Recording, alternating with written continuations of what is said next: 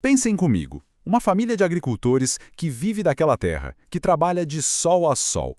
E, de repente, uma dívida qualquer ameaça levar embora tudo, a casa, o sustento. A nossa Constituição tem um escudo para proteger essa família. Mas até onde vai essa proteção? É isso que a gente vai desvendar hoje. Olha, a pergunta parece simples, né? Mas a resposta é um verdadeiro quebra-cabeça jurídico. Para montar esse quebra-cabeça, a gente vai ter que entender como a lei equilibra direitos, proteção social e, principalmente, como a nossa Constituição está sempre evoluindo. Tudo começa com a base de tudo. O direito à propriedade não é só uma ideia no papel. Ele está lá, cravado na Constituição como um dos pilares da nossa sociedade, um direito fundamental.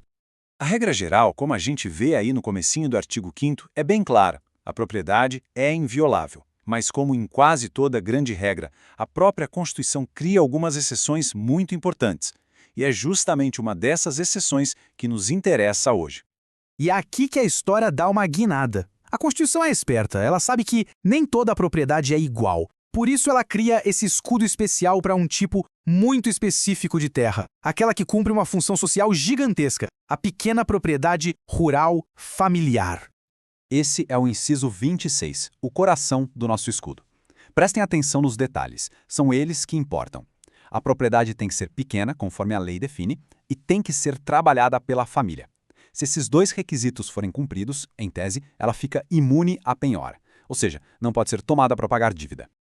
O primeiro requisito é bem objetivo. Não é uma questão de achar que a propriedade é pequena. Existe uma lei que define, com base em regras e módulos fiscais, o que exatamente é uma pequena propriedade rural em cada cantinho do Brasil. Já o segundo requisito fala sobre a alma daquela terra. Não pode ser só um investimento, um sítio de fim de semana. Tem que ser o lar da família, a fonte do sustento deles, cultivada pelo suor deles. É onde a vida, o trabalho e a casa se misturam. Certo, o escudo existe, está na Constituição. Mas se a gente lê o texto com uma lupa, parece que tem um limite bem claro para essa proteção. E foi esse limite que gerou uma discussão jurídica enorme. Tá aí a frase-chave: débitos decorrentes de sua atividade produtiva. Se a gente interpretar isso ao pé da letra, parece que tem uma brecha nesse escudo, né? A proteção só valeria para dívidas ligadas à fazenda, tipo um empréstimo para comprar semente ou financiar um trator. E aí surge a grande questão que foi parar nos tribunais. E se a dívida não tiver nada a ver com a lavoura? Digamos, uma despesa médica inesperada, uma dívida de cartão de crédito. Será que nesse caso a propriedade, que também é a casa da família, poderia ser penhorada? O texto da Constituição parecia dizer que sim. Só que o direito não é uma coisa parada no tempo. E essa é a parte mais fascinante da nossa análise de hoje. Como o Poder Judiciário entrou em cena e expandiu o alcance desse escudo, mudando completamente o jogo. O grande protagonista dessa mudança foi o Superior Tribunal de Justiça, o STJ. Em vez de se apegar só naquelas palavras do texto, o tribunal foi buscar o espírito da norma, a intenção por trás dela. E a conclusão foi clara. O objetivo final é proteger a dignidade e a sobrevivência da família agricultora. E o salto dessa interpretação foi gigantesco.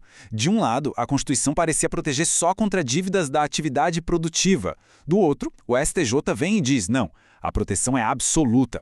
Isso quer dizer que vale para qualquer tipo de dívida. É uma mudança de cenário de verdade. Tá, mas como o STJ chegou nisso? Não foi mágica, foi pura técnica jurídica. Eles usaram o que chamamos de interpretação sistemática. Ou seja, olharam o sistema de leis como um todo, e eles viram que o Código de Processo Civil já dizia que a pequena propriedade rural é impenhorável. Ponto final, sem especificar a origem da dívida. Ao juntar essa regra com o princípio da Constituição, a conclusão foi de que a proteção tinha que ser total. Bom, a teoria é super interessante, mas o que essa decisão significa na prática, no mundo real?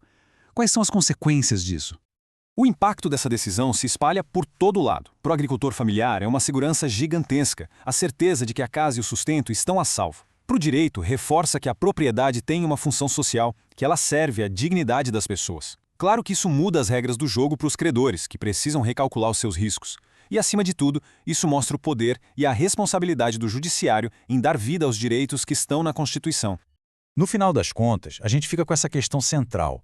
Essa decisão, sem dúvida, protege o lado mais frágil, mas ela também mexe com todo o sistema de crédito. Encontrar esse equilíbrio perfeito entre proteger a dignidade humana e garantir a segurança econômica do país, esse continua sendo um dos maiores desafios do nosso direito. Onde exatamente a gente deve traçar essa linha?